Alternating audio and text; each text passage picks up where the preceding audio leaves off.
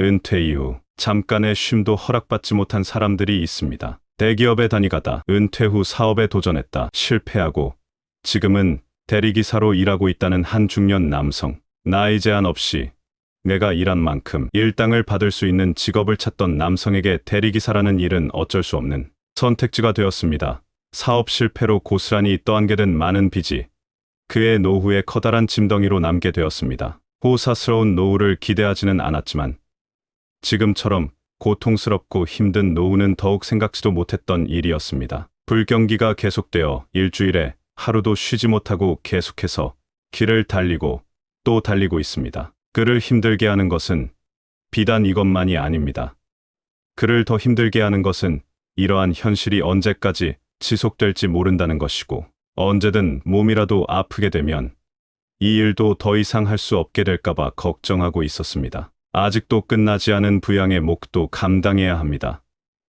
자식들 대학교 학자금에 나이든 노모를 부양하는 것까지 모두 그의 어깨를 무겁게 하는 것들입니다. 이제는 집보다 대리기사 쉼터가 더 익숙하다고 말합니다. 그는 힘들게 일해온 자신을 위해서 하루에 10,000원 쓰는 것도 힘든 현실이라고 말합니다. 편의점에 들러 컵라면 하나로 허기진 배를 채울 때도 전화기에서 눈을 떼지 못합니다. 몇 번의 콜을 더 받아야 오늘 퇴근을 할 수 있을지 모르기 때문입니다. 지금까지 젊은 날 남들처럼 성실히 열심히 앞만 보고 달려왔는데 무엇이 잘못된 것일까요? 왜 은퇴한 지금까지도 하루 편히 쉴 수 없고 힘든 삶을 살아야 할까요? 은퇴하면 지금보다는 조금 편안해진 삶을 살 수 있을 거라는 기대감으로 달려왔지만 그러한 기대조차 사치가 되어버린 지금의 현실을 어떤 누구에게 잘못을 물을 수 있을까요? 사회 탓만 하기에는 사회도 개인을 책임져 주지 못하는 것이 현실입니다. 현재 은퇴를 했거나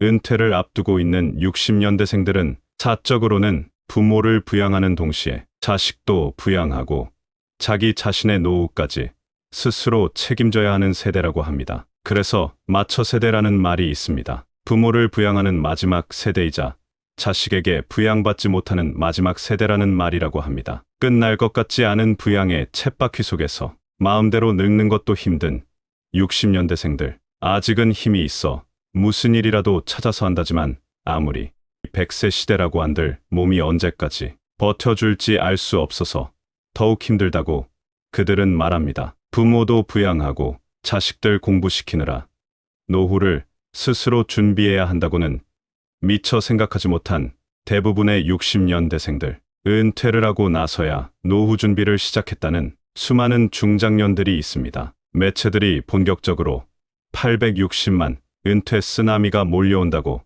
떠들어대고 있고 노후 준비가 제대로 되어 있지 않은 60년대생들의 불안한 인생 후반전을 다루기 시작했습니다. 그만큼 우리 사회가 앞으로 꽤 오랫동안 이 어려운 현실의 늪에서 빠져나오기 힘들다는 신호일 수 있습니다. 나무도 뿌리가 흔들리면 오래가지 않아 생이 닿았듯 우리나라 중장년 세대들이 흔들리기 시작하면 엄청난 악순환으로 돌아와 우리 사회 전체의 문제가 될 것임은 불보듯 뻔한 사실입니다. 회사에서 쫓겨난 중장년 세대들은 당장 이번 달 세금과 생활비를 걱정해야 하는 끔찍한 현실 앞에 놓여 있습니다. 누군가는 3층 연금으로 노후 준비를 잘해서 부족할 것 없는 안정된 노후를 보내고 있거나 기대하고 있는 사람도 있을 것입니다. 그러나 그것은 소수의 몇 명에 해당하는 이야기일 것입니다. 앞에서 말씀드린 대로 대다수의 은퇴자들은 안정된 재취업 일자리를 구하고자 노력해보지만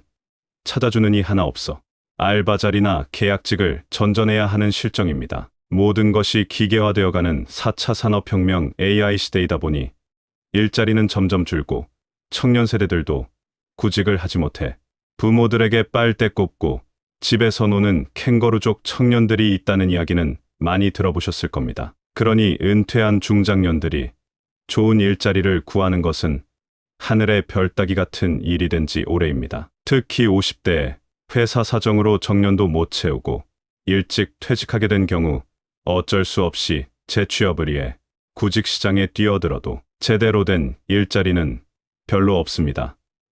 이러한 비자발적 시간제 근로자가 지난 10년간 43%나 증가했다고 합니다. 10명 중 6명은 생계형이었고 그 중에서 50대가 7.8% 증가한 걸로 나와 전체 평균의 2배 이상 많았다고 합니다. 올해부터 유례없는 전 세계적인 경기 침체가 온다고 벌써부터 떠들어대는데 또 얼마나 많은 중장년들이 회사 밖으로 내몰릴지 걱정이 됩니다.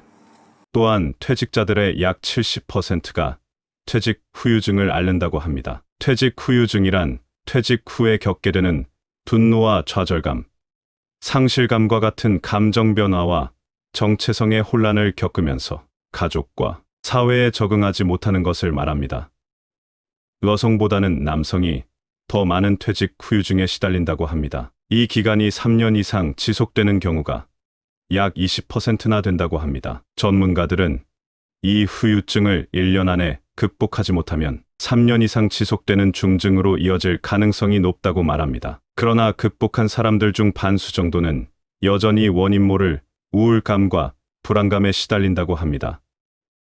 한마디로 퇴직 트라우마를 겪는다고 볼 수 있습니다. 한 가장으로서 퇴직 후에도 생활을 유지하기 위해 피눈물 나는 재취업 시장에 뛰어들고 있는 현실이 참 안타까울 뿐입니다. 수십 년 일해왔으면 이번 기회에 좀 쉬면서 몸도 마음도 가다듬는 시간도 필요하지만 그럴 겨를도 없이 당장 하루가 먹고 살기 힘든데 한 달, 두 달, 1년 쉬는 것이 무슨 죄인도 아니고 죄인 취급을 받아야 하는 현실이 너무나도 가혹합니다. 50대가 재취업에 성공하는데 평균 14개월 정도 걸린다고 하고 60대가 되면 좀 더 어려워져 재취업까지 평균 2년 정도 걸렸다고 합니다.